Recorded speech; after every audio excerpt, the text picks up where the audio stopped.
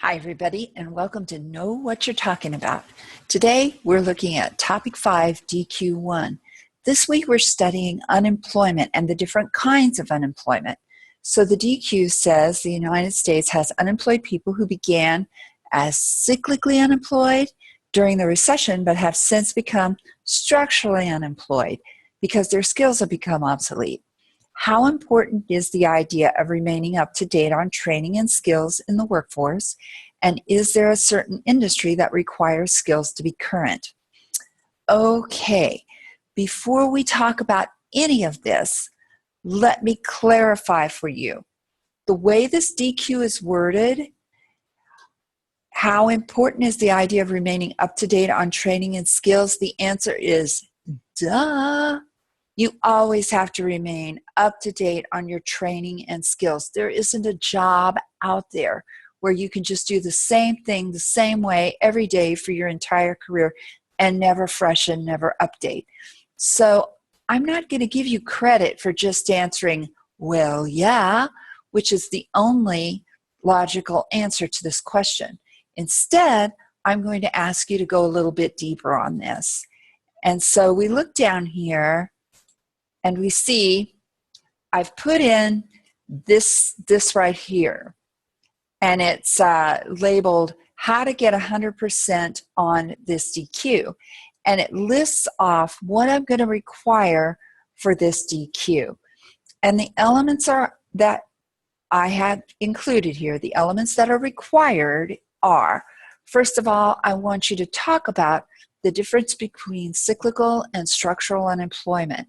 When you look at this discussion in your textbook, Types of Unemployment, which you'll find in Chapter 8, it goes into great detail on cyclical and structural unemployment. Essentially, cyclical unemployment occurs when there's been an overall business downturn. The economy has gone into recession or maybe a more minor downturn, but there's not enough business overall to support the number of workers that they have. So, for instance, if I'm a welder and the economy goes into recession, there might not be customers willing to buy my welded parts, and they might have to let some of the welders go, and I might be among them. This would be a layoff. And you would expect at some point that the economy would turn and would grow again, and the parts would begin to sell again, and they would need more welders again, and I would be called back at some point. That's cyclical unemployment. It has nothing to do with me or my skills. It has to do with what's going on in the macroeconomy. Compare that to structural unemployment. Structural unemployment has to do with the skills I have are no longer needed, and therefore I no longer have a job. And I'll never have a job in that particular occupation ever again. That job has disappeared. I'm going to need to take my skills and go into some other line of work. So, for instance, if I'm that welder that we were just talking about, and if my company decided to replace welders with robotics, so now they don't have people doing the welding, they have robots doing it, and they just don't need welders anymore. And they're never going to need welders anymore. And I'm going to have to take my welding skills and whatever other mechanical kinds of skills that I might have and look for other work in other occupations. That's structural unemployment. So this is kind of the heart of this whole question, structural versus cyclical.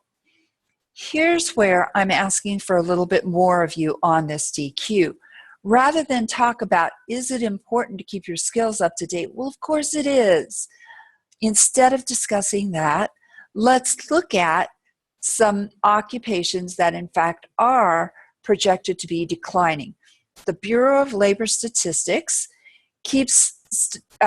makes projections on this. They look 10 years out, and they project which occupations are going to grow, which occupations are going to shrink, and which occupations are going to stay about the same. And they project it in pretty definitive terms. They can tell you how many jobs will be lost. So I want you to follow this link, and I want you to look at the 82 occupations that they list as declining, pick one, anyone that interests you, and tell me how much is this occupation projected to decline in percentage terms, and how many jobs are projected to be lost. So how bad is the situation? That's what we're going to define right there. And then I want you to look at the job requirements for that declining occupation.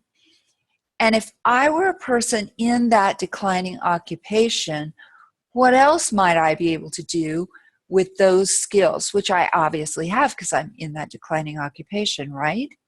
So if in fact, going back to my example with the welder, I'm a welder, are there other kinds of work that I might be able to do with that particular set of skills? Could I use that skill to learn to run the robotics that are now doing the welding? Could I use that skill to do other kinds of welding, maybe field welding where it's done away from the shop? What else could I do with these skills that I already have?